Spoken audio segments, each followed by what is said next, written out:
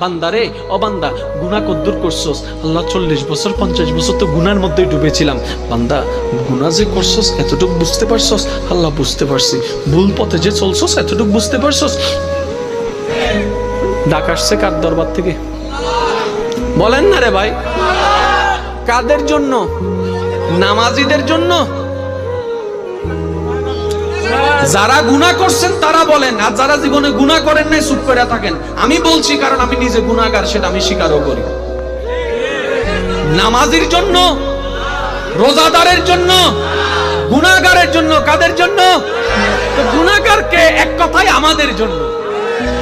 আল্লাহ বলছে বান্দা গুনাহ করছস স্বীকার করস? স্বীকার করি। ভুল পথে যে চলছস স্বীকার করস? আল্লাহ করছি। বান্দা আমার সামনে যে হিসাব দিতে হবে এটা তুই মানস? আল্লাহ মানি, কিন্তু ভুল তো করে ফেলছি। হঠাৎ করে বান্দা মুস্কি হাসে বলে, আল্লাহ আমি হাজার গুনাহ করলো মনে একটু সাহস আছে। কই কি? আমি তো মুসার উম্মত না, তোমার হাবিবের উম্মত। আমি হুজুর থেকে শুনে, পড়ালেখা আমি করি নাই, আমি হুজুর থেকে শুনছি তুমি নাকি মুসা নবীর একটা বেশ্যা উম্মতকে কুকুরকে পানি খাওয়ানোর কারণে মাফ করে দিছো।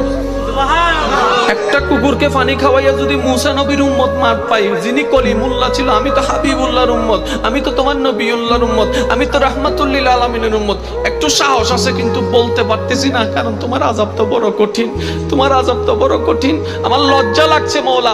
আগুনে জ্বলবো আমার ভয় নাই, সাপে কামড়াবে আমার ভয় নাই, আমার শুধু নিজের ভিতর থেকে একটা লজ্জা লাগতেছে, তোমার খাইয়া কেমনে তোমার বিপক্ষে কাজ করছি, তো লজ্জা লাগতেছে মওলা। মওলা লজ্জা লাগছে।